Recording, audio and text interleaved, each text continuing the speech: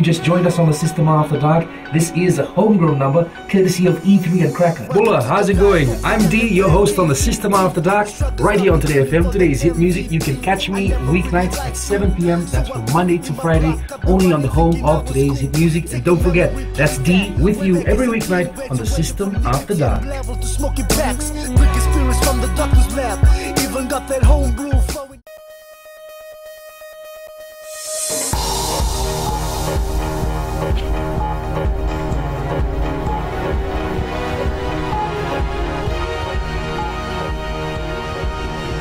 Good evening, this is FBC News. I'm Jackie Spade.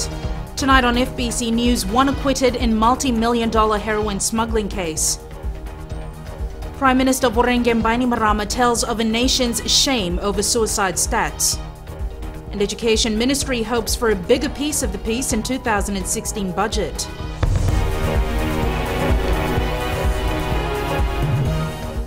The Lautoka High Court has acquitted local businessman Mohammed Shahid Khan of importing illicit drugs. It has, however, stuck with the verdict of the 4 assessors yesterday that Australian national Ethan Kai is guilty of importing 30 kilograms of heroin. Madhyam Bolaitamana with this report.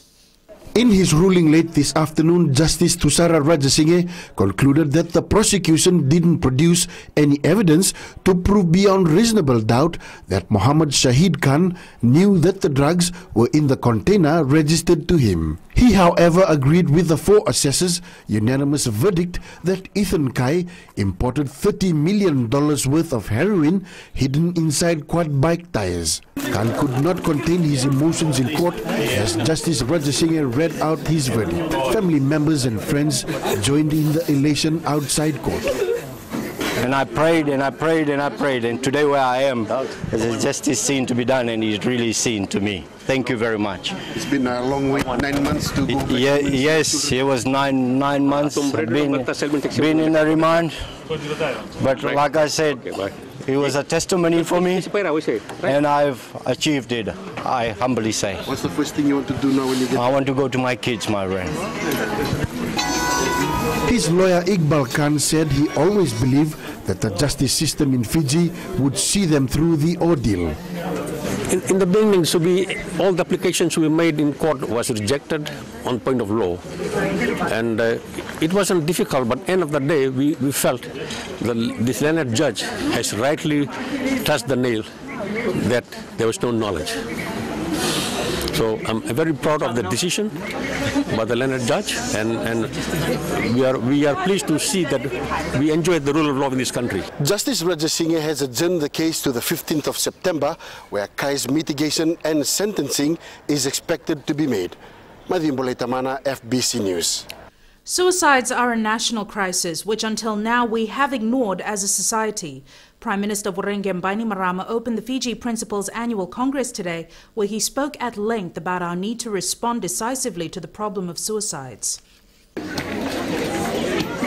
According to Prime Minister Vorengeng Bainimarama, it's a shame that we are only now starting to acknowledge suicides as a crisis and taking measures that should have been put in place years ago.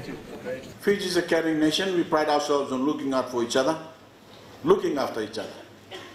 But this crisis of child and youth suicide is happening in spite of that. And at every level of Fijian society, I appeal for an urgent and decisive response and a more sensitive and understanding approach. Talking directly to school heads, Bainimarama called on them to make it a priority to identify children who are at risk. They may be struggling because of pressure at school or at home. Don't set unnecessarily high standards, high demands that will make the more vulnerable students feel marginalized. Never humiliate them in front of their peers. Treat them with respect, with care, with a lot of compassion, love, and with understanding. He's also suggested a mentoring program to help vulnerable children. I always urge children when I visit the schools to care for each other and to look out for those who are smaller than others or who are sick and disabled. But sometimes even the most successful children can be deeply unhappy beneath their confident facade. Bainimarama has encouraged the use of the government's child helpline 1325, which in the first 8 months of this year took 400 genuine calls and helped with counselling services. Edwin Nand, FBC News. The Minister for Health, Chone Usumate, is calling on all Fijians to make suicide prevention imperative. Usumate says communities play a vital role in suicide prevention. Ali Kimbia has more. Students and supporters carrying placards marched into Sukuna Park in Suva to commemorate World Suicide Prevention Day. They are just as alarmed as the Minister for Health, Chone Usumate, at the high incidence of suicide cases, 422 deaths compared to 161 road deaths from 2012 to 2015. That is really, really tragic. And I think one of the greatest issues that we have with suicide is that when we have psychological or emotional problems, people don't seek help. Assistant Commissioner of Police Rusiati Tunrabu reminded students and parents that suicide is not the answer to solving conflicts. I would like to emphasize today, children that are sitting here, I'm talking to you as a senior police officer, as a father and also a guardian. Please see that there are other avenues that are out there. Speaker of Parliament and Chief Guest Dr. Chico Lubeni has urged parents to spend quality time with their children to avoid such incidents from happening. So very important is if there are parents around, your time, the quality time you spend with your children. Mothers with your daughters and sons.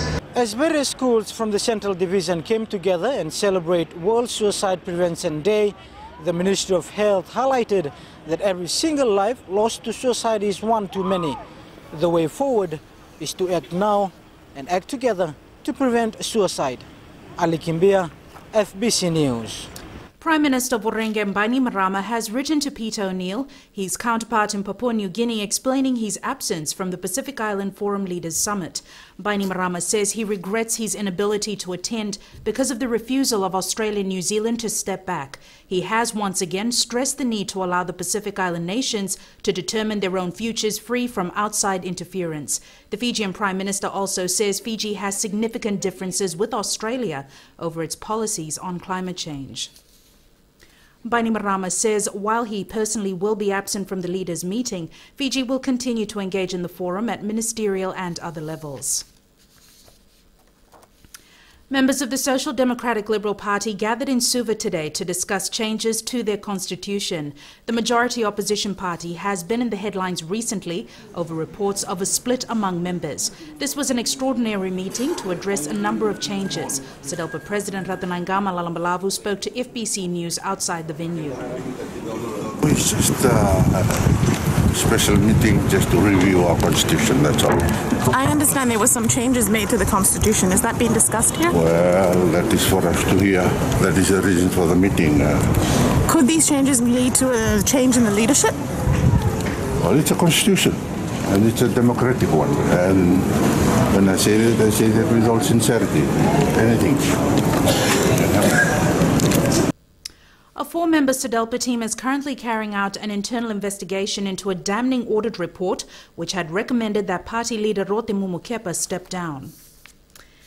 And the special general meeting has just ended. We now join Savara Tambua. Savara, what is the outcome of the meeting? Three vice presidents have been elected. They are the meeting discussed in the to allow the election to take place. More than 10 members to the management board, and the rest will be elected next month. Party leader Ratanangama Lalambalavu apologized to members about the comments about the speaker suspension from Parliament. There was no discussion of the inquiry from parliamentarian Moses Simba.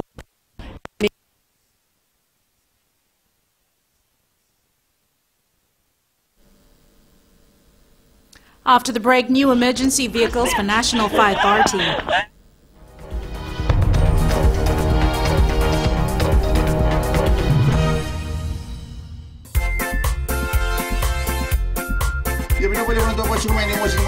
FM number 2 na sir na ngona ni Ndende Manda kay Central Rental Support ka na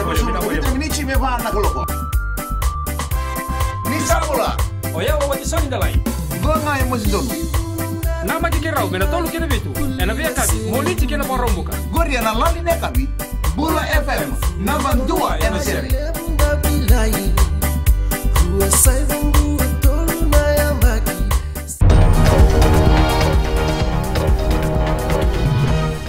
The Education Ministry's submission for the upcoming national budget is in line with its initiatives. Minister Dr. Mahendra Reddy says funds will be used to continue with their ongoing programs as well as start new projects. Ritika Pratap reports. The Education Ministry received one of the largest allocations of $556 million in the 2015 national budget. Minister Dr. Mahendra Reddy says all ministries are wanting an increase in their allocation. We too will be asking for increases in different areas, and as you know, we have announced a number of initiatives, and therefore our bid would be to see how we could deliver on to the initiative. Dr. Reddy says they started on a number of projects this year and need funds to continue them while embarking on other new projects. These are with respect to EC establishment, the curriculum, textbooks, free textbook, the free milk initiative, capital construction, mainly the three pillars that we have, staffing, staff quality, content review, and infrastructure development. So based on these three pillars of our reform, we have announced numerous initiatives, and our budgetary submission is in line with these new initiatives that we have announced.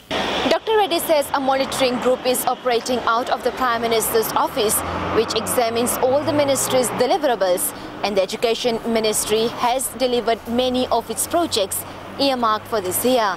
Ritika Pratap, FBC News. A 36-year-old cane cutter is being questioned by police about the death of a teenager in Naria Rakiraki yesterday.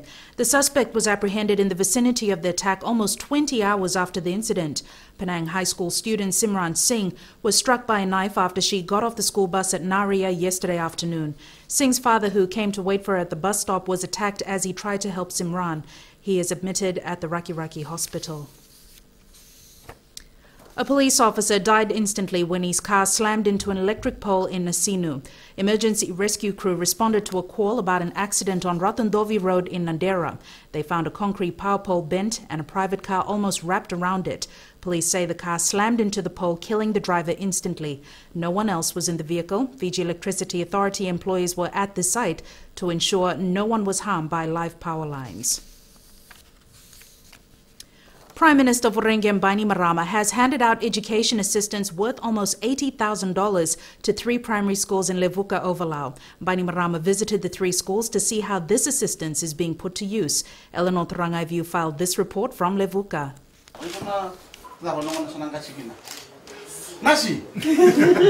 Easily the best part of my job as Prime Minister is to visit schools all over Fiji and come face to face with our children. The future of our nation, and to whom and on whom our hopes to build a better Fiji depend. 16 new desks and chairs valued at $8,000 arrived at Lovoni Primary School in Levuka this week.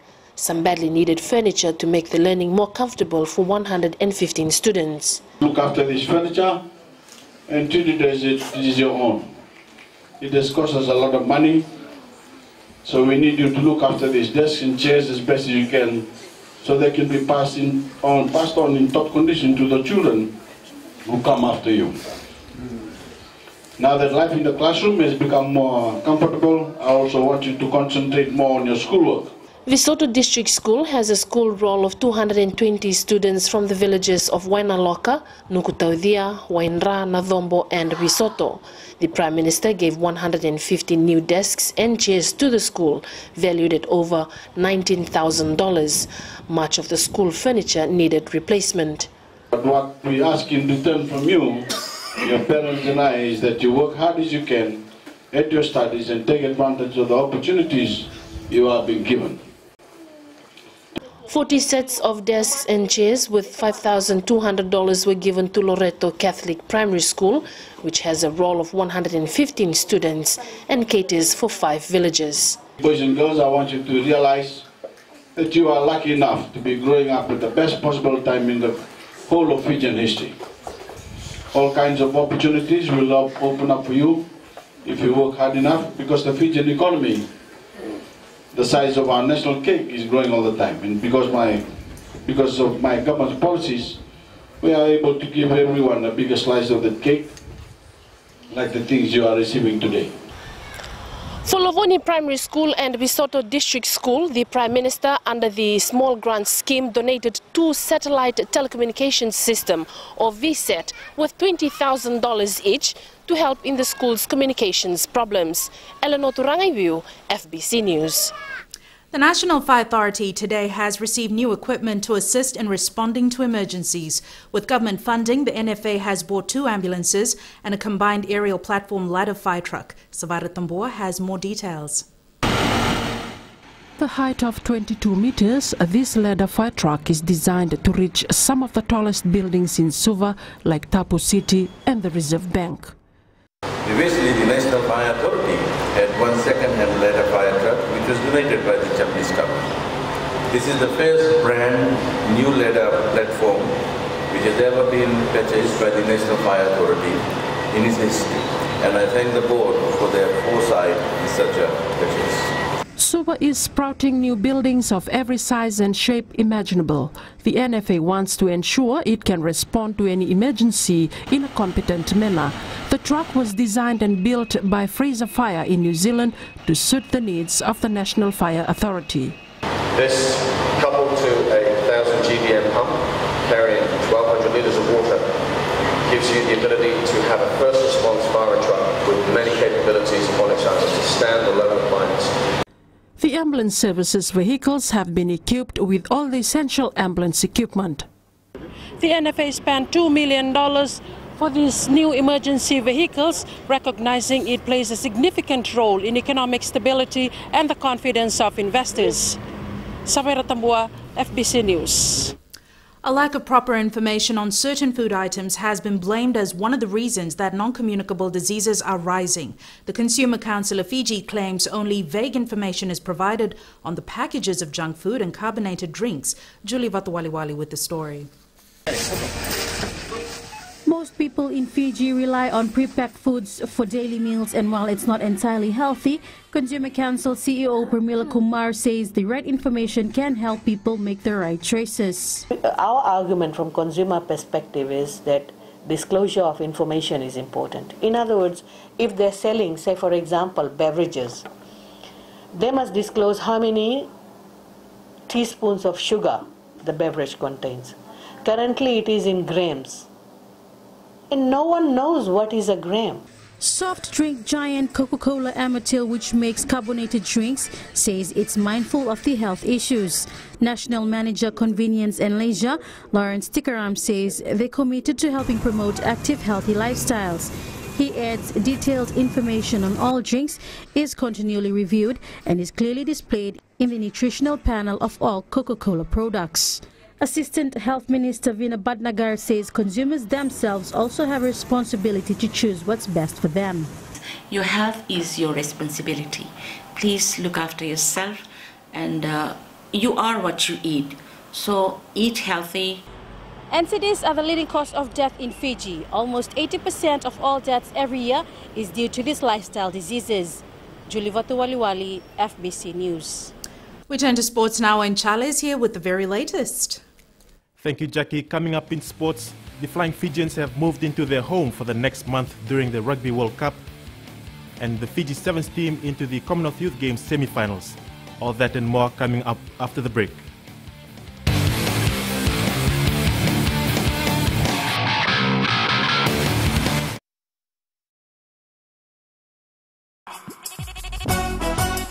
छू छू छू हे हे नमस्ते Fiji, आपके हर एक problem की दवा लेकर मैं आ गई हूँ 9 से 12 बजे तक आपकी सहेली Renu.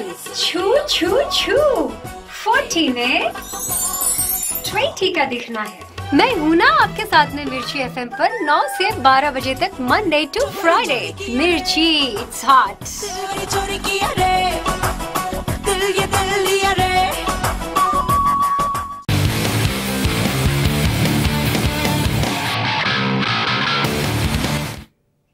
The Flying Fijians have moved into their official Rugby World Cup base in London today ahead of the tournament opener next weekend. The team tested out the gym facilities at the home of English Premiership club London Irish as the clock winds down to the much-anticipated clash against England in 9 days' time. The Flying Fijians looked at ease in their new surrounding at the Auckland Hotel, their team camp for the duration of the World Cup. It's all systems go from here as the players zero in on the uphill battle that awaits them in the pool stages. The players did a gym session this afternoon and we're well settled into the hotel this evening and ready for a good day's training tomorrow with field session. Star winger Nemani Nandolo says the players are enjoying the moment but are equally focused on getting their set plays in order. Things are starting to heat up now. We're finally in the World Cup mode, and it's been a long 4 years, but the boys have been working really hard for this. And we got in today, checked in, and got into our rooms, and did a little light gym session at our base at London Irish. The Fiji team will be hosted to a welcome ceremony at the Hampton Court Palace tonight before wrapping up preparations for the World Cup. Talendo Dakadaka, FBC Sports. The stage is set for the preliminary semi-finals of the Vodafone Cup Rugby League competition. Two exciting matchups are in order on Saturday, with the winners to meet one of the two Western Giants, Sambeto Roosters and Saru Dragons, in the semi-finals next weekend. It's been a long journey to the elimination stages of the Vodafone Cup for local rugby league teams. On Saturday, the top 8 grade qualifying semi-finals will be held at the ANZ Stadium, with the Nantara Panthers to meet the Mburini 2 Cowboys, while the Namboa Broncos clash with Makoi Bulldogs. Our Cowboys are a really tight-knit team because they stay together in the village. They have a very unorthodox style of playing, whereas for us in Nantara we have a structured way of playing. But we've learned a lot from the last 2 games against them, and we've rectified the weaknesses and trying to improve on them. The message is just simple. We've got our strategy to go forward, the goals, and we'll press on towards the goal. The added incentive introduced by the Fiji National Rugby League in conjunction with its counterparts from Papua New Guinea is sure to increase the level of competition in the latter stages. Without a doubt, the teams who are vying for the finals in this year's Vodafone Cup are going to work the extra yard to try and make the team that will travel to Port Moresby to play in the champion versus champion final in October. Finals footy is always a spectacle to behold for fans, and it'll be no different this year once the teams come to battle for top honours. Talendo Dakavaka, FBC Sports. The Vodafone Trophy rugby competition, the newly introduced tournament for Tier 2 teams in the country, will be played alongside the Skipper Cup competition from next year. The Fiji Rugby Union says the competition has been a success this year, and from next year, games will be played as a curtain raiser to major union fixtures. I'd like to think that they've enjoyed the games. What we've done this year is, rather than have the tournament squeezed into a 2-week program, we've spread it over a month. And that is in keeping with the intention for next year, that we have our that level of rugby, the Tier 2 rugby, if I can call it that they get to play alongside the skipper. Meanwhile, Malolo will take on Vakondrobe in the Vodafone Trophy final at 12:30 p.m. on Saturday at Prince Charles Park in Nandi. This will be followed by the third HFC Bank Fairbrother Trophy Challenge match between holders Nandronga and Naitasiri. And that was FBC Sports for tonight. It's back to Jackie now for business.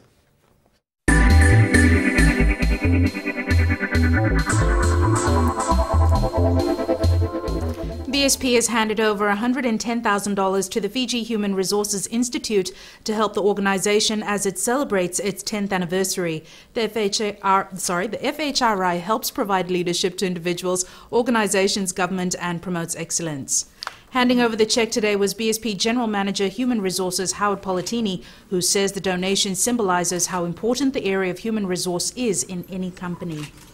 Our target is the human resources of this country, and that the Institute is an instrument and an institution will again continue to try to strive to uplift the competencies, uplift the professionalism, and uplift the resources of our labor force.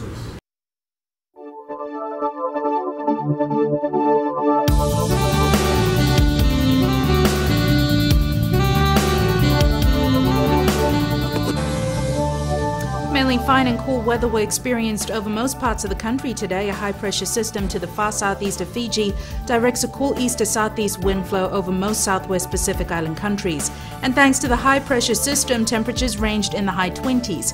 3 centres recording 27 degrees this afternoon, while Mombasa was a high of 30 degrees. No major changes are expected in the next 24 hours, with more fine weather forecast for the Fiji group. The further outlook is for fine, apart from brief showers over the eastern parts and interior of the larger islands, cool at night. And the main points again. Australian national Ethan Kai has been found guilty of importing heroin worth $30 million, while co-accused Mohammed Shahid Khan has been acquitted.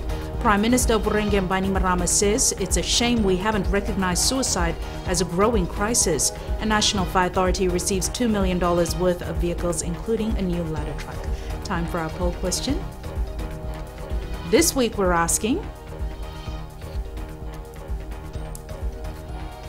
is enough being done to prevent suicides in the country?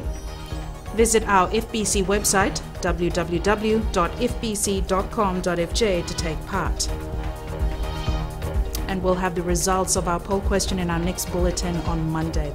Remember, you can send us newsworthy pictures and videos on email citizenseyes@fbc.com.fj or share it with us via Facebook page FBC News. And if you're on Twitter, follow and tweet us your news tips at FBC_news or simply hashtag FBC News. And remember, you can watch all the replays of all of our news bulletins on our YouTube channel, FBC TV 2011. You've been watching FBC News. I'm Jackie Spade. Good night.